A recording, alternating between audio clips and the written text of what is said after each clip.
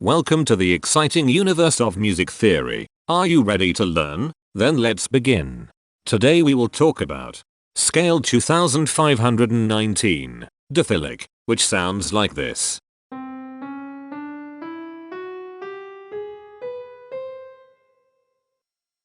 This scale has 8 tones, which means it is called an octatonic scale.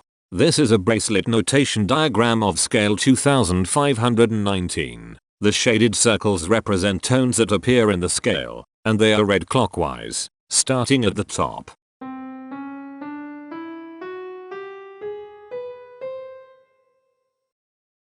The pitch class set for this scale is 0, 1, 2, 4, 6, 7, 8, 11. The fourth class is 8, 16. This set is not prime. The structure of a scale is a description of the interval distance between each successive tone. This scale has a structure of 1 1 2 2 1 1 3 1.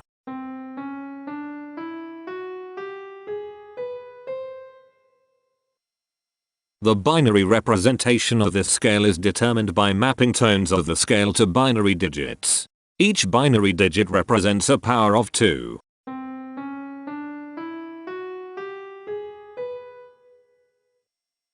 To get the scale number, we add the powers of 2 together.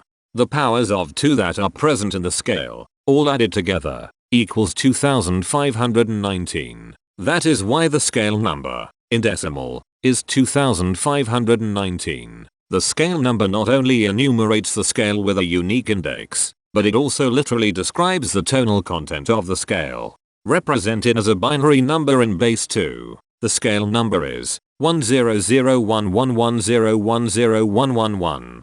Here are the common triads present in this scale. The diagram in the center is a graph of parsimonious voice leading between triads. There are 3 major triads. There are 3 minor triads. There is 1 augmented triad. There are 2 diminished triads. Here is a Hamiltonian path of parsimonious voice leading that uses all the triads.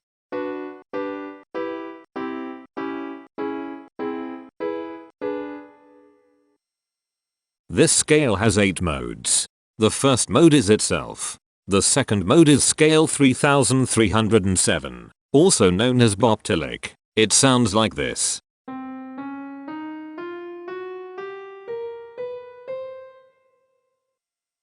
The third mode is scale 3701, also known as Dathyllic. It sounds like this.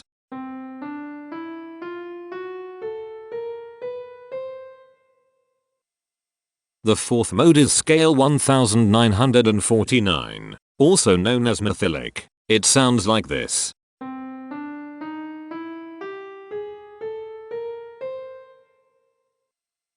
The fifth mode is scale 1511, also known as Dathyllic. It sounds like this.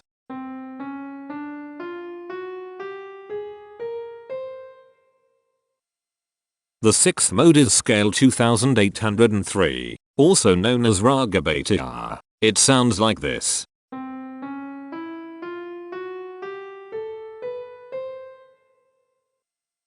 The seventh mode is scale 3449, also known as Dathyllic. It sounds like this.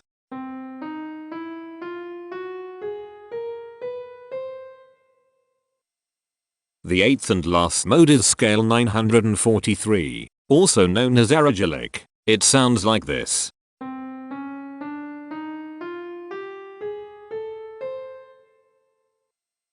Imperfections are tones that have no tone, a perfect fifth interval above them. This scale has 2 imperfections. They are at positions here and here. Hemitones are instances where 2 tones in the scale are a semitone apart. This scale has 5 hemitones. They are at positions here, here, here, here, and here. Cohemitones are instances where 2 hemitones are beside each other.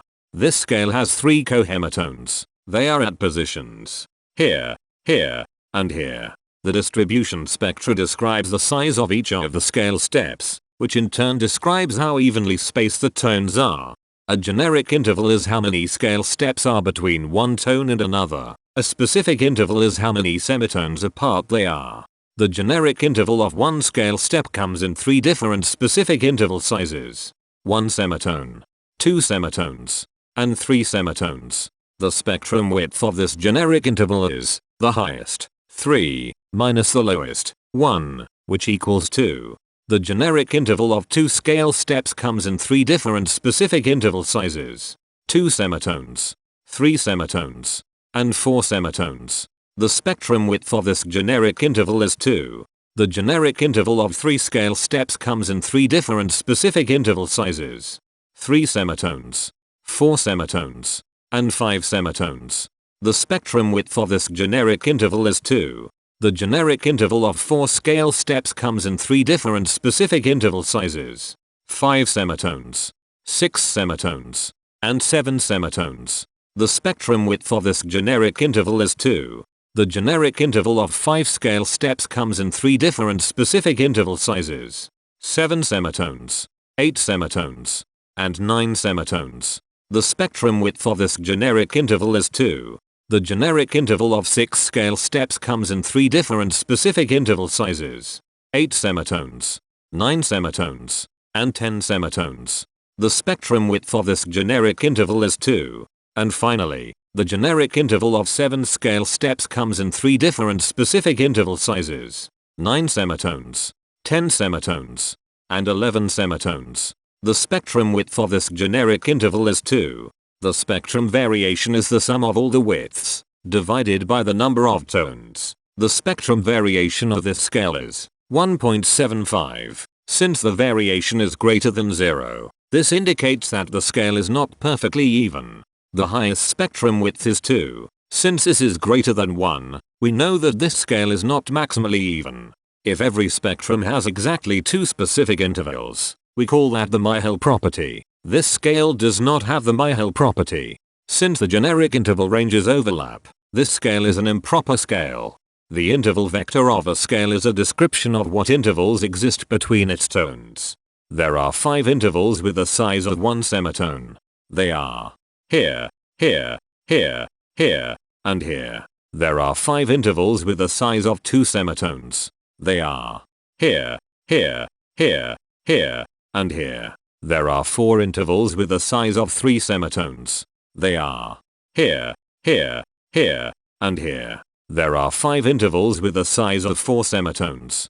They are here, here, here, here, and here. There are 6 intervals with the size of 5 semitones. They are here, here, here, here, here, and here. There are 3 intervals with the size of 6 semitones.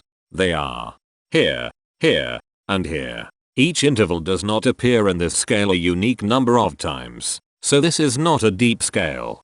Heteromorphisms are comparisons between every interval in a set. They can be classified as contradictions, ambiguities, and differences. A contradiction exists when a small generic interval has a bigger specific size than a larger generic interval. For example, if a generic third interval has a larger size in semitones than a generic fourth interval, that is a contradiction. The number of contradictions in this scale is 12. An ambiguity exists when 2 intervals have the same specific size, but they have different generic intervals. For example, if a generic fourth and a generic third interval are the same size in semitones, that is an ambiguity. The number of ambiguities in this scale is 44. A difference exists when 2 intervals have the same generic size, but different specific sizes. For example, a major third and a minor third both have the same generic size, but they have different sizes when measured in semitones. The number of differences in this scale is 123. The coherence quotient measures the proportion of ambiguities and contradictions among a set's intervals. A scale with a higher coherence quotient is a good candidate for musical usefulness. The coherence quotient is 0.789. The sameness quotient measures the proportion of heteromorphic differences among a set's intervals. A scale with a higher sameness has fewer differences, so it is also a good candidate for musical usefulness. The sameness quotient is 0.372. This scale has no reflective symmetry. This scale has a different pattern of intervals ascending and descending. so it is not palindromic. This scale has no ridge tones. The balance of a scale depends whether the tones are spaced equally enough for the center of gravity to be in the center of the scale.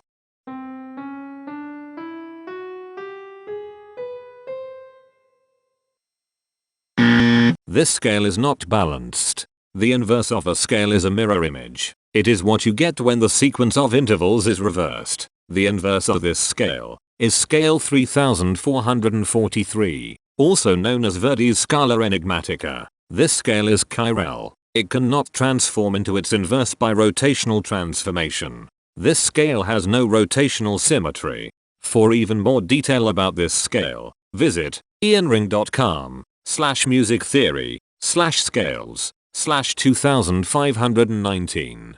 If you found this video informative, please consider supporting this channel by becoming a patron. Of course, not everyone has the means to support a project like this one financially, and that's okay. But if you are able to spare just $1 a month, your help is deeply appreciated. It will not only allow others to continue enjoying this series for free, but will also go toward improving the quality and quantity of music theory resources we can provide. Go to patreon.com/musictheory and join others like yourselves who totally geek out on all this nerdy stuff. Thank you to these Patreon patrons.